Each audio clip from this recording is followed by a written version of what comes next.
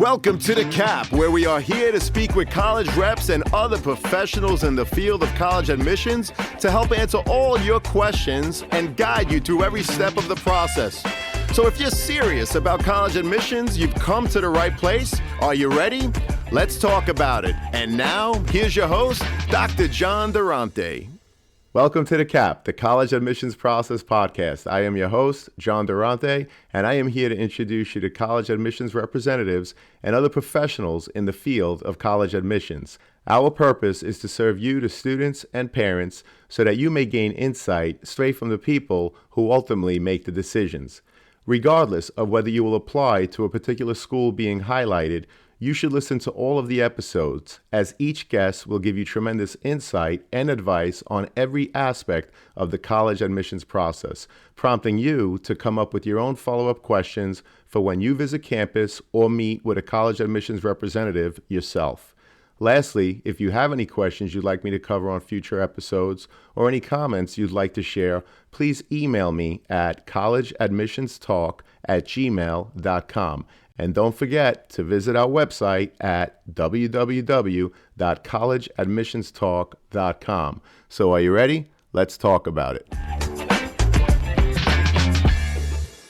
Welcome to The Cap, the College Admissions Process Podcast. I am your host, John Durante, and it gives me great pleasure to introduce to you today Jonathan Rice, who's one of the directors of admissions at the University of San Francisco. Jonathan, it is great to have you here today. How are you? I'm doing great, John. Thank you so much for having me on The Cap. It's great to be here and excited for the conversation. Well, thank you so much for being here. I'm also excited about the conversation. So why don't we start, Jonathan, by me asking you to just tell us about yourself. How long have you been in admissions, and how did you end up in such a position? Absolutely. Well, again, my name is Jonathan Rice. My pronouns are he, him. I serve as one of the directors of admission at USF, the University of San Francisco, although I'm originally an East Coaster. For those of you coming from the East Coast, maybe looking to go far away for college, I did it. It was a life-changing decision. I've been in admission at the university for about 8 years now. I started off as an admission counselor. I've worked with students from across the United States and around the world. And today I'm one of the directors, which is amazing to be able to lead our institution and support students in their pathway to higher education. And one of my favorite things is being able to share the USF story and share the possibilities of going out west for college. Well, thank you so much for that intro. We truly appreciate it, Jonathan. And tell me, what is it about the University of San Francisco that makes it so appealing for so many students to want to apply and ultimately attend?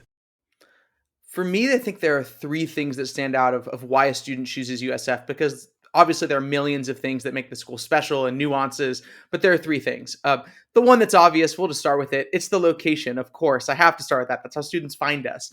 Being in the heart of San Francisco, we are in the middle of one of the world's greatest cities. We sit on a 50-acre campus, literally in the exact center of San Francisco.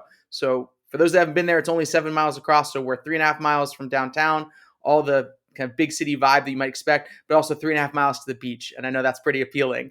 But more than that, it's the community of people. I always say we draw students in with the city, but it's the group of individuals they're going to spend the next 4 years with. I think students don't always think about who are the people that they're going to interact with and how much they influence their experience in college. We have about 6,000 students. We are the most ethnically diverse college campus in the United States.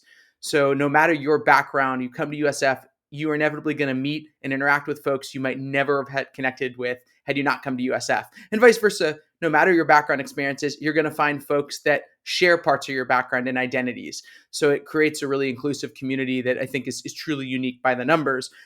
And then around all of that is our Jesuit tradition and our emphasis on academics to action. There are a lot of places, 4,000 colleges that you can go get an education. Not all of them are going to ask not only how are you educating yourself, but how are you making yourself a better human to serve the world around you. And you see in our focus is this idea of being a traditional liberal arts institution that's having you ask the big questions, the really theoretical questions, but then putting into practice through internships, through opportunities to make it real and to make an impact beyond, just the college experience and the bachelor's degree itself. Well, we appreciate that overview, and I know that you mentioned the Jesuit education. Jonathan, can you explain what are the core values and beliefs of a Jesuit education? And I'm sure some of your listeners are even thinking, Jesuit, what is he saying? Jesuit? Jesuit? So a little background. The Jesuits are an order within the Catholic Church, and they're known for sort of two things. The first is education. There are 27 Jesuit Catholic colleges across the United States. They are incredible institutions, all of them. I support all of them.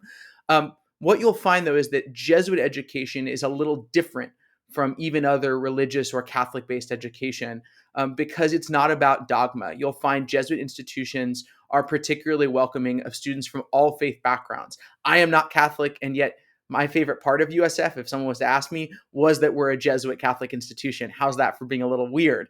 And it's because, to your point, the values. There are really two things we ask. So first is we're going to pull out some Latin, cura personalis, or care for the whole person. So realizing that when you as a student get to college, you're not just a student. You are bringing with you your family, your life experiences, your passions outside the classroom. And we believe as a Jesuit institution that you have to grow as a person. I mentioned earlier about being a better human. That's what education should do to make a better society. So not just what are your classes you're taking, but how are you growing in all senses. And then secondly is I think we're rooted as a Jesuit institution in this reality of the 95% and the 5%. What does that mean? There are only 5% of the world that has a college degree. That's Wow. the estimate. Wow. 5%. And so all of our students and likely all your listeners are going to be part of that 5%. And that's amazing. Congratulations. Well done. But the question we ask as a Jesuit institution is, great, what are you going to do for the 95%?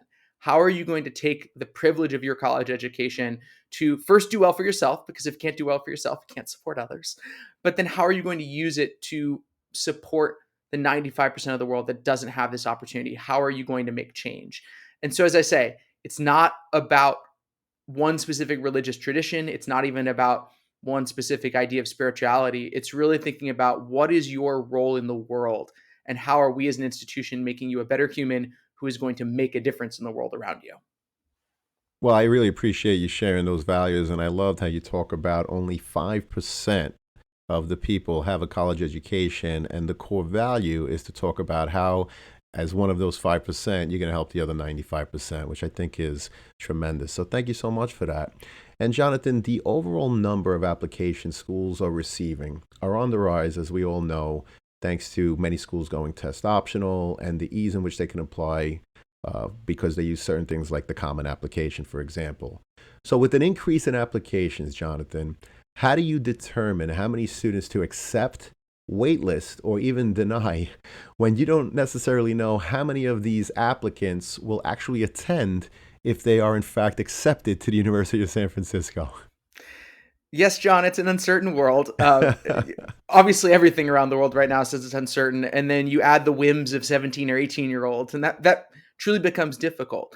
At USF, we're lucky as a mid-selective institution with a relatively medium-sized entering class of about 1,400 first-year students each year, that we can be fairly generous. But we're looking at the modeling to give us a sense of who's going to enroll. When I say modeling, past does somewhat tell us about the future. So when you look at the percentage of students that accept our offer each year, it's pretty consistent year to year. You'll see slight fluctuations based on things like pandemics and whatnot, but we have a pretty good sense, believe it or not, of how many students are coming based on how many students from a particular region tend to come. Let's be honest, if I'm working with a student from New Jersey versus a student in California, that is typically a lower yield because there are less students who want to make the jump 3,000 miles away than maybe 10 miles away. So we're looking at all these different pieces from academic trends to geographic trends to give a sense of how many students are going to yield to the institution. And I will be very clear, that doesn't always mean that affects who we admit, but it certainly does affect how many students we admit to get to that number, as you mentioned. What's up, podcast friends? I'm happy to share that we've teamed up with Dormco to make your dorm decorating a lot easier. Why Dormco? They offer quality and durability, affordability, and a wide selection for bedding to storage solutions and everything in between for your dorm room. So if you or anyone you know is looking to decorate your dorm, see the affiliate partnership link in the show notes for Dormco, your one stop for stylish, affordable, and quality dorm essentials. Please note that if you make a purchase through any of our affiliate links, the podcast gets a commission, but rest assured that we would only promote products that we believe in and feel would benefit our listeners. Thank you all, and best wishes. So let's start talking a little bit about the overall application. Obviously, the transcript is the most important part of the academic portion. Jonathan, can you walk us through what are you looking for? In other words, when you're reviewing an applicant's transcript, what is it that you're looking for to help determine if the student is the right fit for you? I think the baseline to start is I need to see that the student can do the work. I feel like in college admission, we often use very lofty language around reviewing the transcript. And that can be confusing and frightening for students of how am I going to be put under a microscope or a lens. So I always like to start by saying, I need to see you can do the work. That is baseline. The number one reason admission departments exist is I don't want to admit a student who's going to get here and not be able to succeed. That would be an unethical thing to do. So I'm looking for a student who's taken a 4-year college preparatory curriculum. And there's some standard college prep classes that we're looking for, from 4 years of English, 3 years of math, science, social studies, etc. So that's the baseline. What I would also say is I am looking for a student to challenge themselves, but I want to be realistic that depends on the environment they're in. So when I am looking at a transcript, I'm really always looking at it in comparison to the school that the student is coming from. So I get frequent questions about, do I need to be taking all the APs or all the honors? And I say, not really.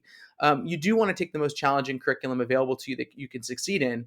But I know that high schools in America are incredibly inequitable. And there are some schools that have, feels like 100 AP courses, and there's schools that have none. And we're never going to penalize you for what wasn't available to you. So I always say in this process, when I'm looking at a transcript, it's not you versus other people, it's you versus you. What was available to you at your institution? What were the circumstances, particularly the pandemic, right? Some schools were open, some schools were closed, some schools were virtual, some schools were hybrid. And how did you do in that circumstance? For specific majors, there are some cases. So particularly at the University of San Francisco, we have a very strong nursing program that is a direct admission program. And so that program does have some specific requirements. I'm looking for chemistry and lab sciences. But overall, we're looking to see, can you do the work? Have you challenged yourself? And how have you handled your circumstances? Well, again, we appreciate that overview. Thank you so much. And of course, students usually spend at least 4 years in college. So visiting campus before committing to a school is so important for the student to get a feeling of the campus and surrounding area. Jonathan, when a student comes to campus, what are the areas that they should absolutely visit? And what are some questions they should be asking to help them determine if the school is in fact the right fit for them? So there are really two things that come to mind for me when you're thinking about visiting a campus and how to make the most of that experience. The first is visit the neighborhood around the campus. Whether you're at the most rural institution in the country or you're at a place like USF or in the heart of the city, at some point you're going to cross the threshold of those gates. And so you want to get a sense for what lies outside the campus, because that will impact the community that you're in. And it gives you a sense of, what is it like? Does it feel as comfortable on the campus as it does off the campus? And particularly for an urban institution, a lot of your experience, I think about this for USF, is going to be in the city. And so you better like that city, not just the beautifully manicured campus that you're on as well. The second thing is you should be talking to students that are not your tour guide. I am, believe it or not, a fairly shy individual. I turn on my extroversion for being a college admission counselor, but the best conversations are often with the random student that doesn't work for the admission office. And I would say it's less about an individual question, but rather saying hi to someone in a dining hall. I'm a visiting student. I'm thinking about your school. How's your experience here? And see what happens. I know it's nerve-wracking, but they were all where you were at some point, and they want the right students to be part of their community. So they want to tell you the truth of, is this a place where they love? And they want to give you the sense of, are you going to be a good fit here? Because we don't, if you're a student, you don't want someone to come that's not going to be happy there. You want to have someone who's going to join your club or join your organization and be part of that community. So those are two things. Get out of the campus and talk to people that aren't the paid tour guides. As much as I love our tour guides, talk to the non-paid students. Well, I think those are great pieces of advice. First of all, in the case of the University of San Francisco, obviously you're located in the magnificent city of San Francisco. But if you don't want to be in a city, then obviously that campus might not be for you. And of course, the other piece of this, rather than only talking to the tour guide, and as you said, you should absolutely speak to them. They are trained to help people, but perhaps equally as important, to speak to other students on campus, perhaps off campus, to get an even better feel of what life on campus is like. And if you're interested, you mentioned some different clubs, but if you're interested in clubs, nowadays it's so easy to go on social media. If there's a crew team or what have you, it's so easy to go on social media to get a feel for what they're doing on a weekly, monthly basis, so that you students could get a feel of whether or not the school, the activities seem to be the right fit for you. So we appreciate that insight again, Jonathan. Thank you so much. And Jonathan, what are some of the things that the students do to demonstrate their interest in attending the University of San Francisco? And do you track such things as part of your overall college admissions process? So I'm going to answer your question with the second half.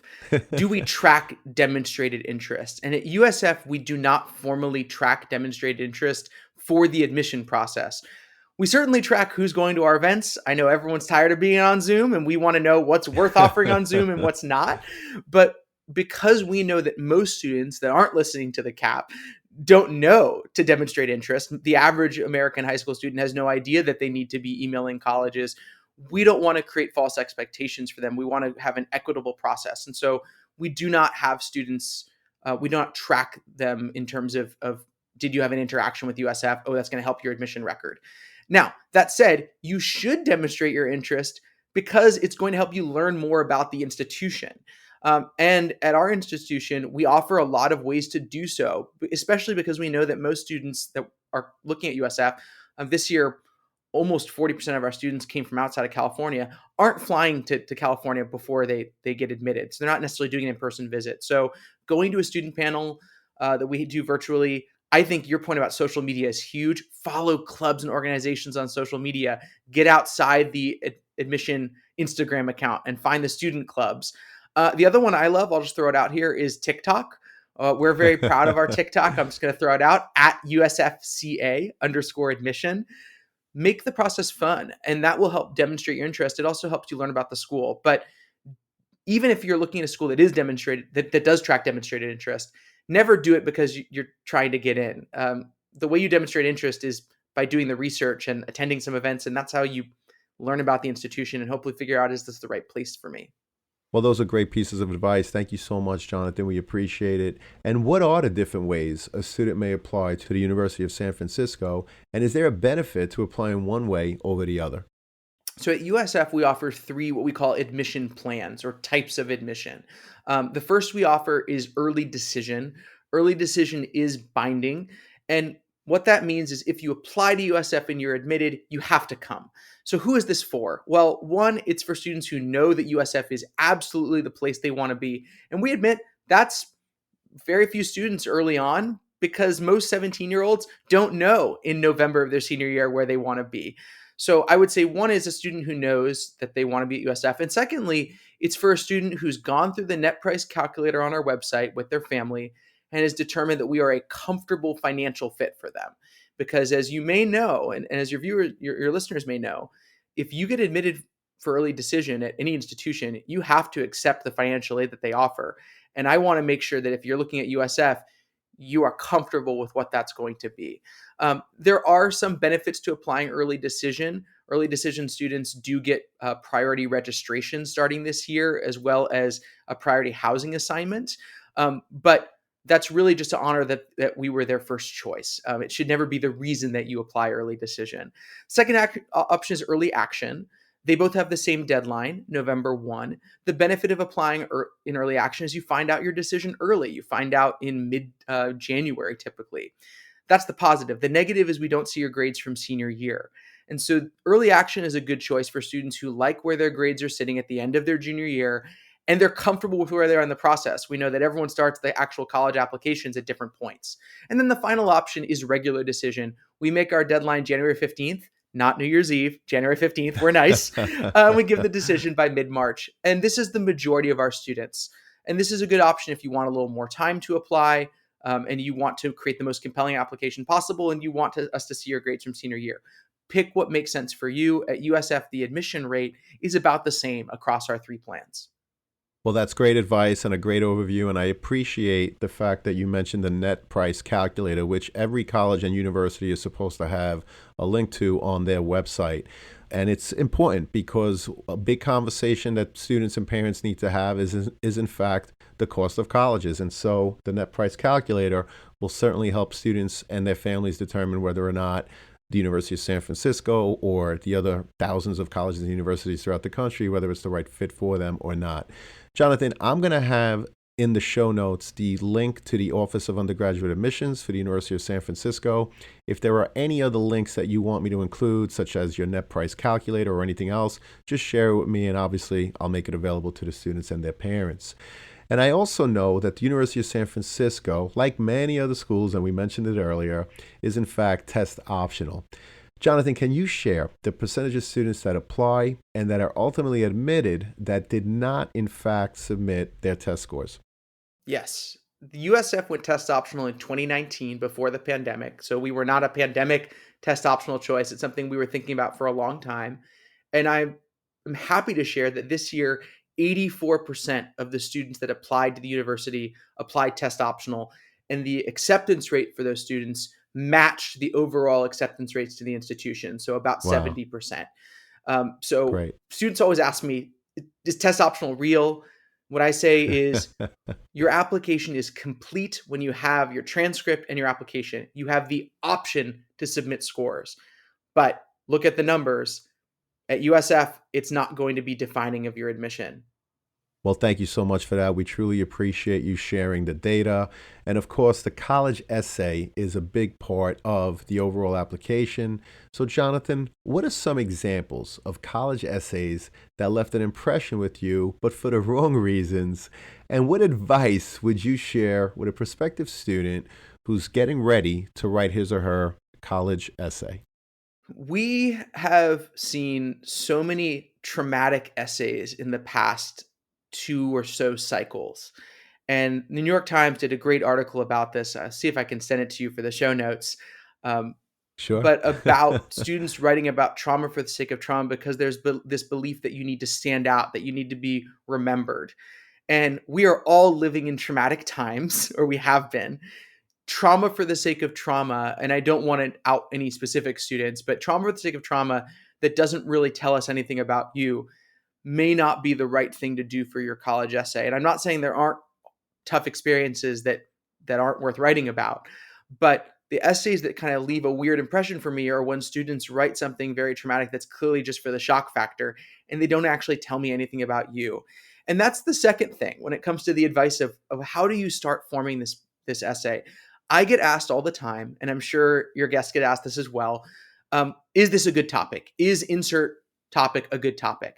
And I sort of want to reframe that for your students. It's not about the topic. It's actually about the way that you use the topic as a vehicle to share your story. So rather than starting with trying to figure out what am I going to write my college essay about, I always ask students to reverse it and answer this question. What do you want us as the college admission office to know about you? You have on the Common App at least 650 words. Be strategic. Start with what are the aspects of your personality, of your character that you want the college to know about you, and then figure out what topic might be the right vehicle to tell us about those things. And I find that's often a lot easier than getting stuck on what should my topic be. Well, that's great advice, and I love what you said. In fact, I'm going to repeat it. It's not about the topic, but it's how you use the topic as a vehicle to describe who you are as a person. I really appreciate that, and I want that to sink in for the students and their parents, because you have to look at the overall application as something that has multiple parts. There's the academic, the non-academic part, but the essay is really the one area that you could really let your personality shine through. So if a college admissions representative reads the essay and they don't learn anything new, in other words, you're repeating what's on your activity sheet. Perhaps you're repeating the courses that you took, which of course are on the transcript. Then you really got to go back and think about how to approach the essay. What do you think about what I'm saying, Jonathan? Am I off? Am I right? I think it makes sense. I mean, I think you're absolutely right. It's always about how are you thinking about your application as a whole. And this reminds me of the other thing. I think that this is the first time for many of the students out there where you're writing about yourself in a very different way than English class. And that's Right. hard. It's not an easy thing. And it also means that you have to realize this is, even though you're starting to talk about very personal things, maybe it's the first time you've unpacked yourself in writing. Right. This is not a diary entry. It is an essay to get yourself into college. And so I always remind students, be a little strategic. You have 650 words to tell us something about you. Right. What do you want us to know? And you get to edit and choose exactly what we know about you. That's a little bit of power. Right. Well, we appreciate that. And of course, a student's activity sheet is another piece of their overall application. So, Jonathan, what are the kinds of things that you're looking for beyond the work they did in the classroom? The thing I look for in an activity sheet or extracurriculars, I would say, is actually the semblance that you have a life outside of the classroom. And I know that seems a little flippant. And I say that meaningfully because so many students, similar to the essay, ask, is this the right activity to be involved in? Am I doing the right thing? And back to that nature of the inequity of high schools across the United States and the inequity of our country, the availability of activities really depends on where you grew up and the community that you're part of, and your financial situation. So the expectation that I'm going to have the same goals for everyone is not fair. So what I'm looking for is a real picture in my head of, okay, I know the students' academics. I know a little bit about their story. What do they do when they're not in the classroom? And so what sticks out for me is depth. I love seeing a student who has committed to something for more than one semester of high school. I want to know it's something they care about. But I'm really trying to get a mental picture in my head of, okay, you finish school, where do you go? Is it a job? Jobs are great. That should go on your activity sheet. That is significant responsibility, frankly, much harder than being a club president to work a job. Are you involved in a club? Are you playing a sport? Are you a skateboarder? I just want to get a sense of when you're not in the classroom, what are you doing? And then most importantly to us as a college admission office, what are you going to bring in terms of your personality involvement to our college campus? I'll get a little craven for a second and say that part of the activity sheet is we're trying to figure out who's going to join our clubs, who's going to keep our productions going, who's going to keep our sports teams going. And we need you to know that. But there's no one size fits all. Everyone is different. And that's important for students to know. Well, I totally agree. And I appreciate the fact that you mentioned the job because at your first job, that's where you learn a lot of responsibility, learning how to be on time, how to deal with a supervisor. And if you have a job and you're working 5 days a week, perhaps that's the reason why you're not part of 4, 6, 8 other clubs in your school. So it's very important, students, for you to explain that somewhere in your overall application, whether it's on the activity sheet or as part of your essay.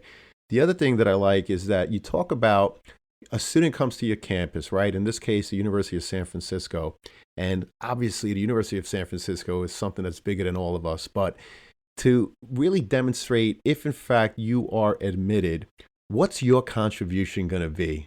Are you a skateboarder? Were you the president of a club? Did you have to go to work because you had to help the family with finances? All of that is very important, and it demonstrates how you're going to contribute to this community that in this case we call the University of San Francisco. So I really appreciate your answers, Jonathan. Thank you so much. And Jonathan, once a student commits to a college, how important is it for them to withdraw from other colleges where they may have been accepted? And can you give us some insight into how difficult the process becomes for you in terms of determining how many students to accept or not from your own wait list when you don't have a final number on how many accepted students are actually going to attend? I love this question so much. And I want the students out there to take a second and remember that we are all one community in many ways. We are part of this nation and this world. And part of your responsibility in the college process is your responsibility to your fellow students, to your fellow classmates. And that means letting the colleges know of your decision when you have decided. Because, yes, it's incredibly important. The more accurate account that we have of who is accepting or declining our offer of admission, the sooner and more accurately we can make decisions on whether we can offer additional spaces. I think about this with our nursing program. I'll go really specific. Nursing at USF is direct entry. And what that means is that if the student gets admitted to the program, they complete everything over the 4 years. We're guaranteeing all the hospital clinical placements, guaranteeing all the classes, everything. But we are limited by the hospitals because, as you know, we're in a pandemic. Hospitals have a limited number of spaces. And so at USF, we typically, in my 8 years, have always had exactly 120 spaces for first year nurses. And so every student that declines that offer, if they've accepted or if they're debating, that could open a space to someone who dreams of being a healthcare provider. And we would not be able to do that unless you tell us, are you accepting or are you declining? So once you've made that decision, and there's no rush, but once you've made the decision, please let us know. And I would say that's true for my colleagues as well. Well, I really appreciate you sharing that specific to your nursing program, and I hope that the students and parents are listening because it is important if, in fact, you committed to a school to decline all other offers so that they could potentially offer those seats to other deserving students. So thank you again, Jonathan. We really appreciate that. And Jonathan, can you explain what opportunities does the University of San Francisco offer to students that may have had an IEP in high school in terms of helping to ensure that they continue to be successful once on campus? Absolutely. At USF, we believe our job is to meet students where they're at. If we've admitted you to the institution, it's our job to make sure we're giving you the tools to succeed.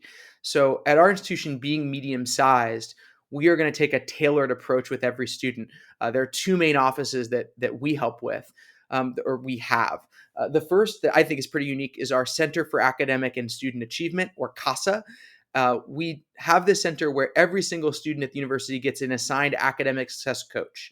You keep this coach from the moment you arrive to the moment you graduate. Same person, even if you change majors, you change faculty advisors, your coach stays the same. And I'm going to make a weird comparison here, but they are your primary care doctor at the university. And what I mean by that is, let's say something's going on. You go to that academic coach as your first line, and they can refer you out to all of the specialists across the university. So we know you may come in with that IEP and say, well, I don't know where to go. You go to your academic coach and they can refer you to the other offices. They can be that guide map. So they will connect you with student disability services if you need accommodations. They can connect you with our learning, writing, and speaking centers for tutoring and other academic support. So I love our model because rather than kind of floundering and trying to figure out, well, which office do I talk to? I know the resources are out there. I don't know which one. You go to that academic coach as your primary care kind of person, and they can refer you to the specialist to get the support you need, because it's all about making sure that we are meeting you where you're at and supporting you as the individual that you are. Well, we appreciate that, and thank you so much for that overview. And so this has been a phenomenal conversation, Jonathan, but it leads us to our last question, which is, what are your top 3 pieces of advice that you would give a student and their parents getting ready for the college admissions process? So the first thing, and this goes back to something we talked about earlier with the net price calculator, I'm very mindful that we're recording this episode in an inflationary economy in a very economically unstable time. I think that you need to have the financial conversation now rather than later about what you and your family are willing to pay for college. It always amazes me the number of students who get their financial aid offer, and that's when they start talking about how much money we have to spend on college. That is way too late. So if you are a senior starting this process, if you are a junior, if you are a first year student, and parents out there too, because I know parents listen to this, I know it's tough. I know it's not fun to talk about money. I'm from an East Coast family. We are not big on talking about those things with our kids. It's super important because that's going to make the decision later on so much easier. And I think particularly in the moment we're in where the economy is just so all over the place.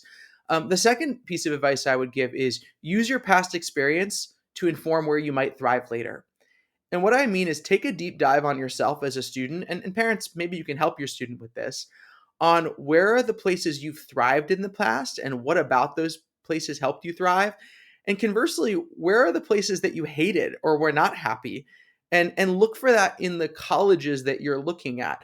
Often we get stuck in rankings, we get stuck in the beautiful pictures, but think about where have you been happy? I came from a high school that was pretty formal. We had a uniform, and I ended up at a very, very progressive West Coast liberal arts college because I knew I wanted something totally different.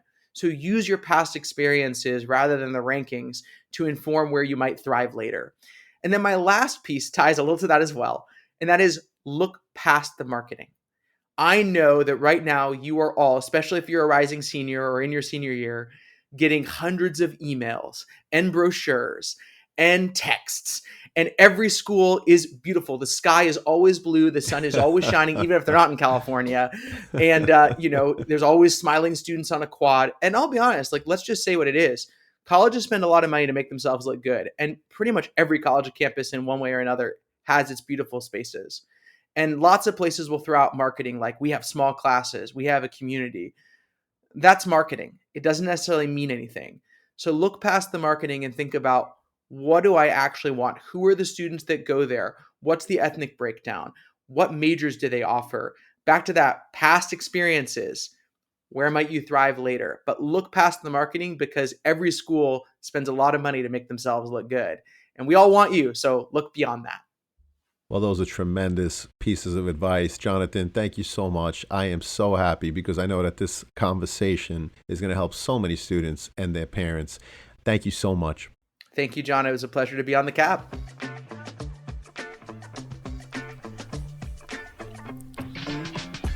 Thank you for joining us on this episode of The CAP, the College Admissions Process Podcast. We hope you enjoyed the show. If you did, please don't forget to tell a friend and follow us on Facebook, Instagram, Twitter, and wherever you listen to your podcasts. I am your host, John Durante, and I look forward to seeing you on the next episode of The CAP.